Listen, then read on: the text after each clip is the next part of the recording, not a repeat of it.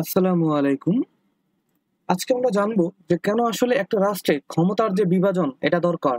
একটা ক্ষমতা যদি আসলে রাষ্ট্রের ক্ষমতা যদি আমরা ভাগ না করে দেই তাহলে আসলে কি ধরনের প্রবলেম আসতে পারে। তো আজকে আমরা এর জন্য ৩ টা ডক্ট্রিন পড়বো। প্রথমে হচ্ছে doctrine of separation of power, আরেকটি হচ্ছে doctrine of checks and balance, আর আরেকটি হচ্ছে ডক্ট্রিন অফ ইনস্টিটিউশনাল ইন্টিগ্রিটি। তো এটা কিন্তু অনেকটা ডক্ট্রিন যে সিরিজ আছে আমাদের ওটার কন্টিনিউশনও বলা যেতে পারে।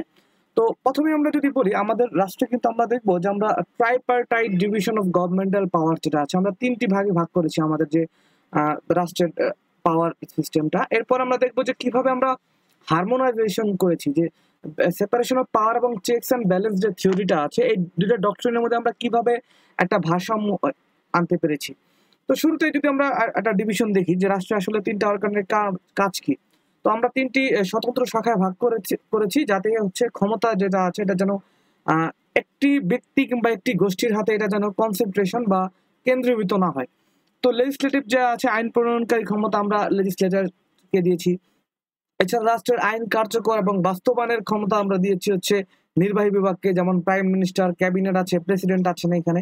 এছাড়া জুডিশিয়াল পাওয়ার যেটা আছে রাষ্ট্রের, যে আইনের ব্যাখ্যা এবং হচ্ছে রিজলভ ডিসপিউটস, যে কোনো কিছুর বিরোধ নিষ্পত্তির ক্ষমতা আমরা হচ্ছে জুডিশিয়ারিকে দিয়েছি। এটা সুপ্রিম কোর্ট সহ অন্যান্য যে কোর্ট আছে ওটা সব ইনক্লুড করে। তো এখানে আমরা আসলে দেখবো যে আমাদের যে ব্রাঞ্চ গুলো আছে এই ব্রাঞ্চ গুলো পাওয়ারটা অনেকটা ইন্ডিপেন্ডেন্ট এবং স্পেসিফিক ফাংশন আমরা এখানে এনশিওর করেছি, which prevents concentration of power in a single person or a group. তো প্রফেসর ওয়েড যিনি আছেন উনি কিন্তু অ্যাডমিনিস্ট্রেটিভ লতে কিংবা কনস্টিটিউশনাল লতে একজন এক্সপার্ট। তো উনি বলেছেন যে আসলে ৩টা প্রিন্সিপাল আছে এখানে যেটা অবশ্যই ফলো করতে হবে। একটা হচ্ছে no person should belong to more than one organ. যদি দেখবো এটা আমরা স্ট্রিক্টলি ফলো করি না বাংলাদেশে, যে কেউ একাধিক অঙ্গের সদস্য হবেন না। যেমন আমরা বাংলাদেশে কিন্তু এক্সিকিউটিভ পার্লামেন্ট অনেক সময় ওভারল্যাপ হয়ে যায়, এই প্রবলেমটা আমাদের এখানে আছে। No organ should interfere with another, যে কেউ কোনো অঙ্গ অন্য কোনো অঙ্গে হচ্ছে হস্তক্ষেপ করবে না। এছাড়া no organ should exercise the function of another, কোনো অঙ্গ অন্য কোনো অঙ্গের যে কার্যাবলী আছে এগুলা করবে না।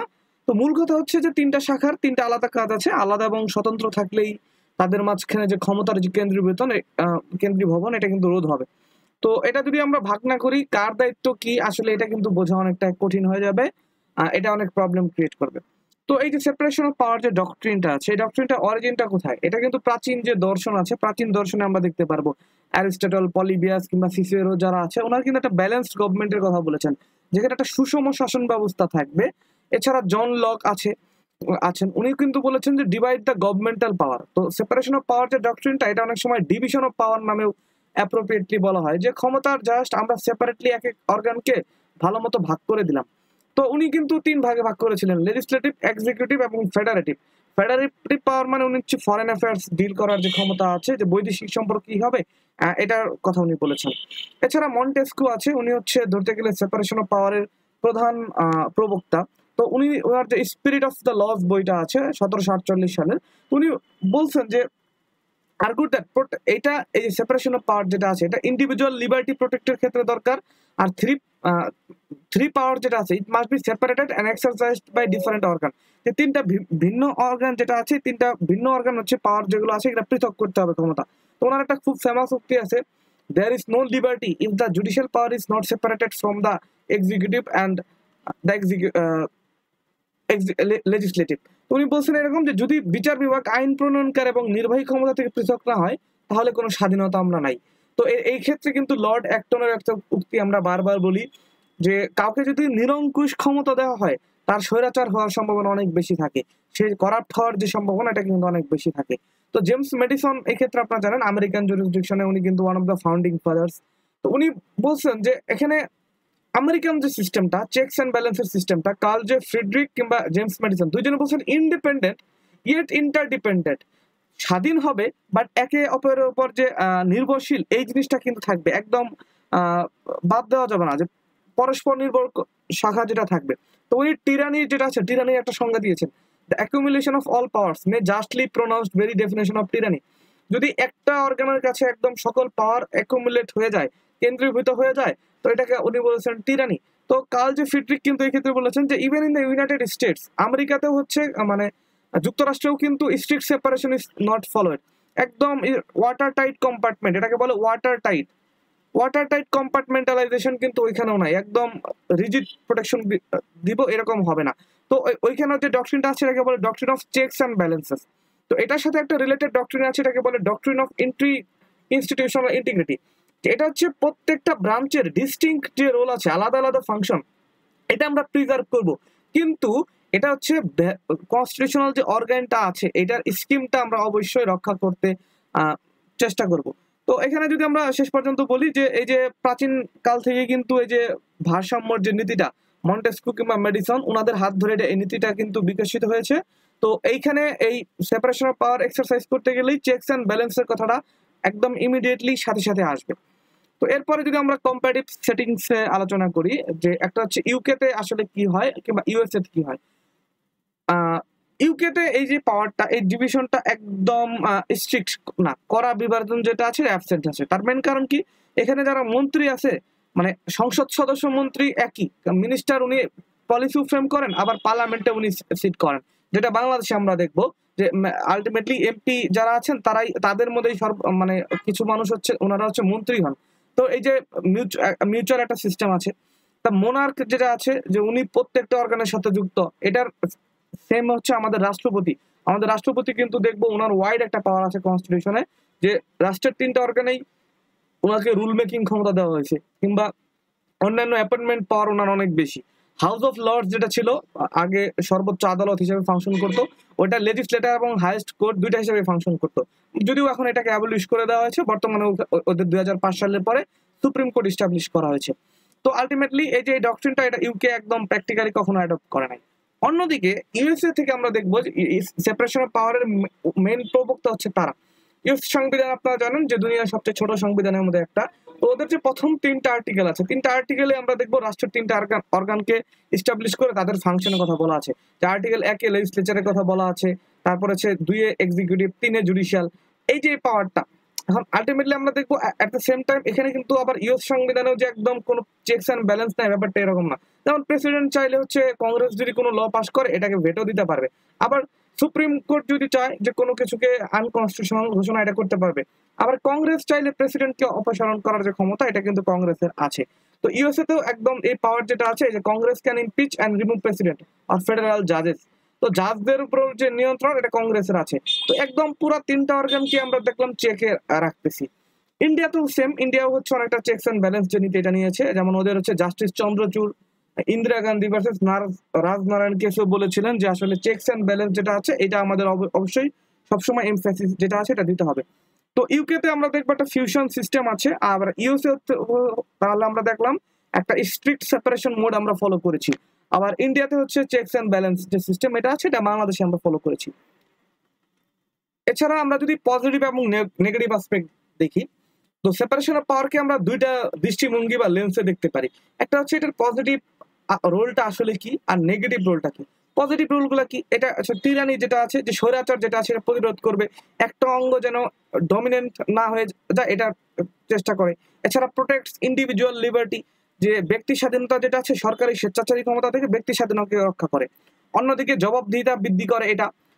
আর এছাড়া হচ্ছে ইনক্রিজ এফিসিয়েন্সি, যে দক্ষতা বৃদ্ধি করে। কারণ আমরা যদি 3টা সেপারেট অর্গানকে 3টা কাজ করতে দেই তো অবভিয়াসলি সে ওইখানে স্পেশালাইজড করতে পারবে। জুডিশিয়ারিতে যেমন আমরা ল গ্রাজুয়েটদের নিচ্ছি যারা আইনে বিশেষজ্ঞ, এখন এখানে যদি আমরা অন্যান্য অর্গানকে কাজ করতে দিই অবভিয়াসলি সে ভালো মতো কাজ করতে পারবে না, কারণ এটা যার কাজ তাকেই করতে দেওয়া উচিত, তাহলে তার দক্ষতা ওইখানে বৃদ্ধি পাবে। অন্যদিকে কিছু নেগেটিভ অ্যাসপেক্টও আছে, যে একটা হচ্ছে মানে এই থিওরিটার বিলিফ হচ্ছে যে আসলে রাষ্ট্রের 3টা অর্গানের মধ্যে কোনো কম্পিটিশন থাকা উচিত না, যে একজন আরেকজনের সাথে যদি ক্ষমতার কম্পিটিশনে যায় তাহলে রাষ্ট্রের নাগরিকগণ যারা আছেন তারা এটা সাফার করবেন। তো এখানে অনেক সময় আছে ইনসাফিসিয়েন্সি এন্ড ডেডলক ক্রিয়েট হতে পারে, যে কি অদক্ষতা অনেক সময় আছে যে আমরা যদি এরকম করতে দেই ডেডলকটা কিভাবে ক্রিয়েট হবে, একটা অর্গান আরেকটা অর্গানের সাথে দেখা গেছে যে ওই সাহায্য না করে তারা এক একজনের সাথে কম্পিটিশন করা শুরু করবে, তো এটা একটা ডেডলক ক্রিয়েট করতে পারে। এছাড়া মডার্ন গভর্নেন্সে একদম রিজিড সেপারেশনটা আসলে ইম্পসিবল। তো এই জন্য ওভারল্যাপ যেটা আছে একটা অর্গানের সাথে আরেকটা অর্গানের কিছুটা ওভারল্যাপ যেটা আছে এটা কিন্তু সমন্বয়টা অবশ্যই প্রয়োজন। এছাড়া ফ্র্যাগমেন্টেশন হইতে পারে, যে আলাদা আলাদা চললে সমন্বয়হীনতা দেখা দিতে পারে, যে শাখাগুলো যদি একে অপর থেকে সম্পূর্ণ বিচ্ছিন্ন হয়ে কাজ করে, তাহলে আমরা দেখবো যে একটা হয়তো বা ইনকোহারেন্স যেটা আছে সেটা সৃষ্টি হবে। যারা ওভার রিচ ক্রিয়েট হইতে পারে, অনেক সময় প্রত্যেকটা অর্গানকে তার লিমিটের মধ্যে থাকতে হবে, কিন্তু at the same time overreach করতে পারে। যেমন এক্সিকিউটিভ সাধারণত তাকে ডেলিগেটেড লেজিসলেশন হয়তো আমি তৈরি করতে ক্ষমতা দিলাম, সে অনেক বেশি ডেলিগেটেড লেজিসলেশন দিয়ে কমপ্লেক্স ইস্যু যেটা হচ্ছে পার্লামেন্টের পাস করার কথা ছিল এটা সে করতে চাচ্ছে। আবার প্রেসিডেন্ট হয়তো অনেক বেশি অর্ডিন্যান্স তৈরি করতেছেন, এটা ওভার রিচ হতে পারে। আবার জুডিশিয়ারি হয়তো বা ল মেকিং কিংবা পলিসি ডিসিশন করে দিতে যাচ্ছে, তখন ওটাকে আমরা বলবো জুডিশিয়াল ওভার রিচ। তো এই ধরনের যে সমস্যা এটা কিন্তু থাকতে পারে। তো আলটিমেটলি আমরা ব্যালেন্সটা কিভাবে দেখতেছি, একদিকে হচ্ছে একটা টিরানি প্রিভেন্ট করে আর অ্যাকাউন্টেবিলিটি জবাবদিহিতা বৃদ্ধি করে, অন্যদিকে ডেডলক ক্রিয়েট করার যে একটা সম্ভাবনা এটা কিন্তু এটা তৈরি করে। তো প্র্যাকটিক্যাল চ্যালেঞ্জ গুলো আসলে কি কি? তো বাংলাদেশে আমরা দেখবো যে ইনফিজিবিলিটি অফ অ্যাবসলিউট সেপারেশন, যে নিরঙ্কুশ যে পৃথকীকরণ এটা কেন সম্ভব না, অসম্ভবতা। একটা হচ্ছে ইন্টারডিপেন্ডেন্স, যে ইন্টারডিপেন্ডেন্স থাকতেই হবে। Strict separation hinder necessary collaboration, একজন আরেকজনের সাথে কোলাবোরেশনটা বাধাগ্রস্ত হবে। তো প্রফেসর ফাইনার কিন্তু এখানে বলছেন যে এটা যদি না করা হয় তাহলে এটা প্যারালাইসিস তৈরি হইতে পারে। আর অন্যদিকে কম্পিটিশন ভার্সেস কোঅপারেশন, যে একটা প্রতিযোগিতার দরকার নাই রাষ্ট্রের বিভিন্ন অর্গানের মধ্যে, তারা যেটা করবে একজন আরেকজনকে সাহায্য করবে। তো পাওয়ার স্ট্রাগল ক্রিয়েট হলে কিন্তু এটা আলটিমেটলি জনগণই সাফার করবে। তো পার্লামেন্টারি সিস্টেমে যেটা হয়, বাংলাদেশে যেটা হয়েছে যে এক্সিকিউটিভ মেইনলি গঠন হয়েছে লেজিসলেচার থেকে, কারণ আমাদের এমপি থেকে হচ্ছে আমরা মন্ত্রী সিলেক্ট করি। তো এর জন্য আমরা ইন থিওরি যেটা করেছি যে legislative check, executive check, judicial check তিনটাই করেছি। লেজিসলেটিভ চেক কেমনে? লেজিসলেটিভ হচ্ছে কমিটি যেগুলো আছে তার বিভিন্ন কমিটির মাধ্যমে এক্সিকিউটিভের তদারকি করে। এছাড়া ইমপিচমেন্ট করতে পারে রাষ্ট্রপতি, যেমন হচ্ছে এক্সিকিউটিভের পার্ট। তো রাষ্ট্রপতিকে অপসারণ কিংবা হচ্ছে অভিশংসন করার ক্ষমতা হচ্ছে লেজিসলেচারের। অন্যদিকে এক্সিকিউটিভের অনেক পাওয়ার আছে, কোন ল যদি তার কাছে যায় তাহলে একটা কোয়ালিফাইড ভেটো দেওয়ার ক্ষমতা হচ্ছে রাষ্ট্রপতি থাকে অর্ডিন্যান্সের শুরুতে। তার মানে এই যে ল মেকিং ক্ষমতা শুধুমাত্র পার্লামেন্টের না, এরও এক্সিকিউটিভেরও আছে। অন্যদিকে জুডিশিয়ারি যেটা আছে, জুডিশিয়ারি হচ্ছে যে ল যেগুলো আছে, পার্লামেন্ট কোনো ল পাস করলে ওটা দেখে, ওটার কনস্টিটিউশনালিটি, সাংবিধানিকতা চেক করে। এছাড়া যদি এক্সিকিউটিভ কোনো অ্যাকশন হচ্ছে আল্ট্রা ভায়ার্স ডক্ট্রিনের আন্ডারে বাইরে হয়, যে তার অথরিটির বাইরে, তাহলে ওটাকে সে আনকনস্টিটিউশনাল ঘোষণা করে সার্সিওরারির মাধ্যমে সে এটাকে বাতিল করে দেয়। এছাড়া 107-এ আমরা দেখবো রুল মেকিং ক্ষমতা কিন্তু আলটিমেটলি সুপ্রিম কোর্টের আছে। মানে ওভারল্যাপিং ফাংশন আলটিমেটলি তিনটা অর্গানের আছে। তো এখানে ইন্ডিপেন্ডেন্স আর কোঅপারেশন দুইটা আসলে একসাথে চলতে হবে।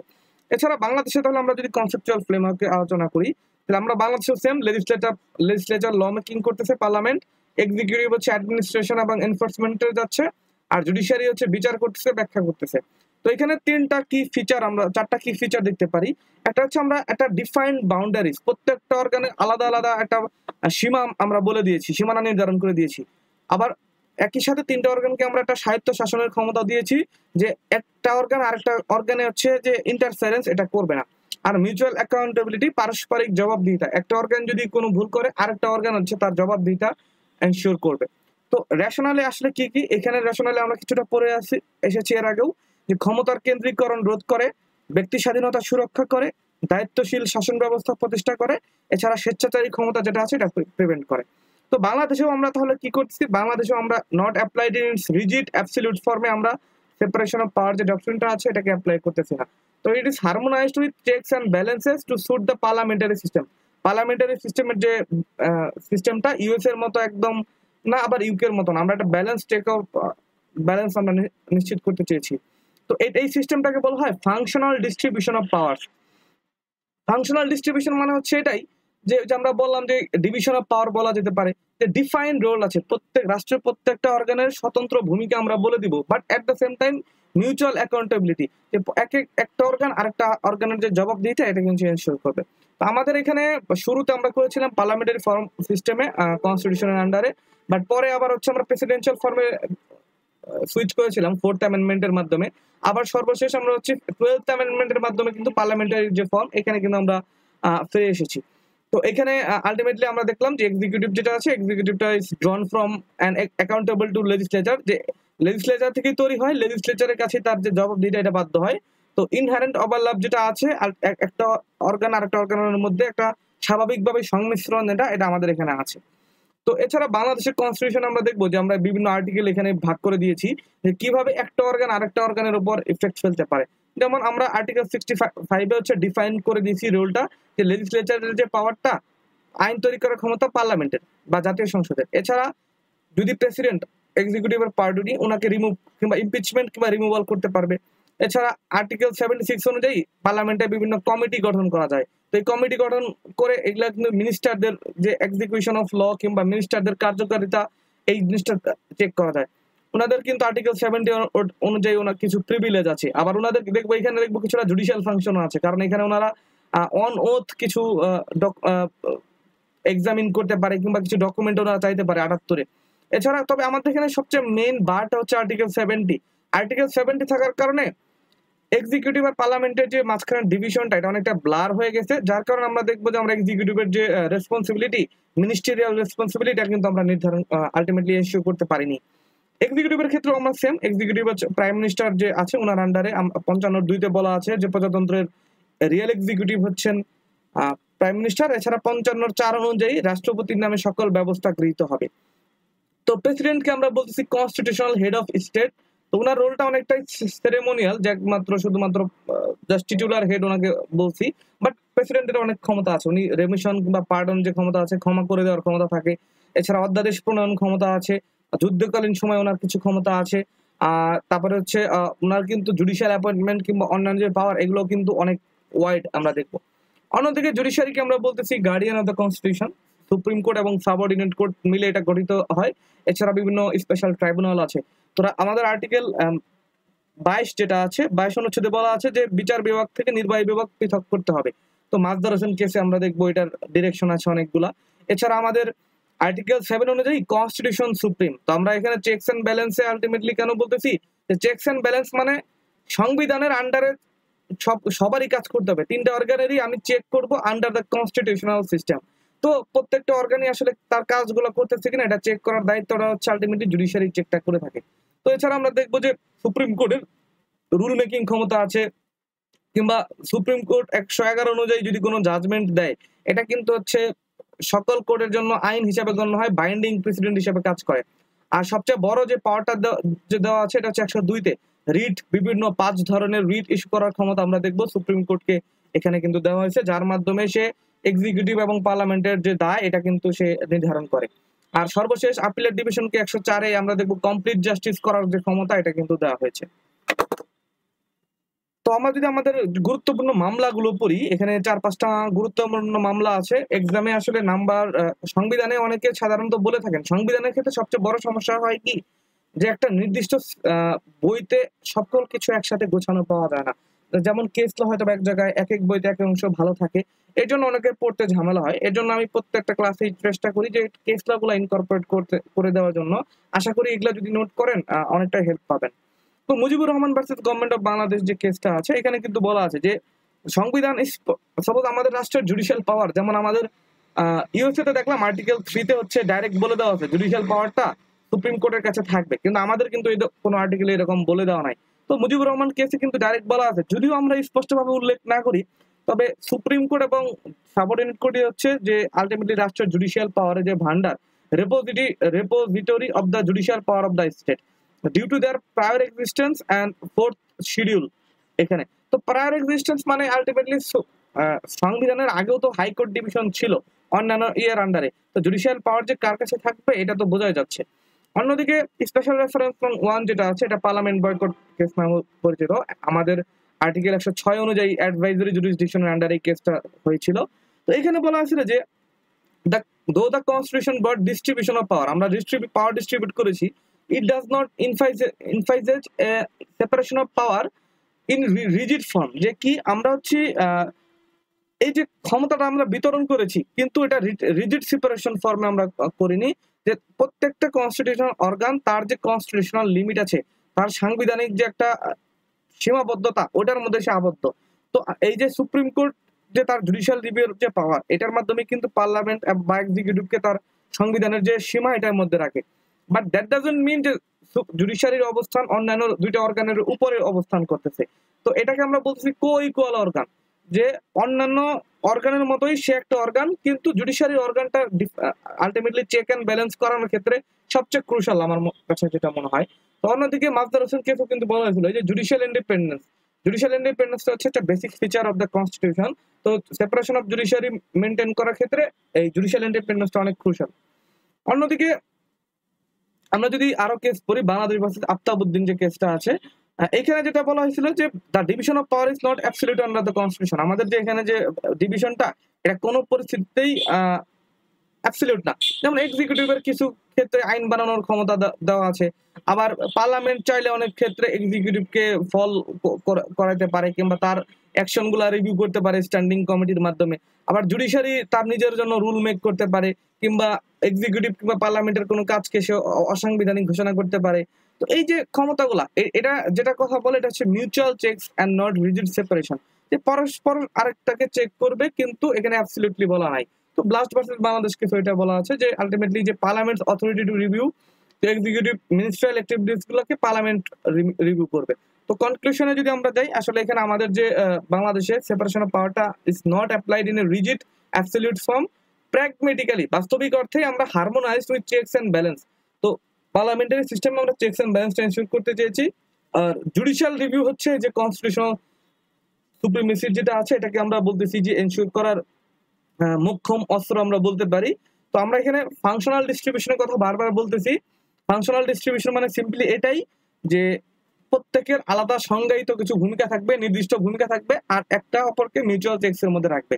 তো আজকের ক্লাসটা আশা করি আপনারা পুরোটা দেখে ফেললে সেপারেশন অফ পাওয়ারের কনসেপ্টটা কি, এটার ইতিহাস, এছাড়া আমরা তুলনা করেছি ইউএসএ ইউকে এর মধ্যে, ভালো মন্দ দিকগুলো আলোচনা করেছি, বাস্তবিক অর্থে চ্যালেঞ্জগুলো কি, আমাদের সংবিধান এটাকে কিভাবে এনফোর্স করে, আর এই সম্পর্কিত গুরুত্বপূর্ণ মামলার রায়গুলো আমরা পড়েছি। তো আপনাদের ক্লাসটি ভালো লাগলে জানাতে পারেন। আশা করি আপনাদের জন্য এই যে লেকচারটি আছে এটি সহায়ক হয়েছে। ধন্যবাদ। আসসালামু আলাইকুম।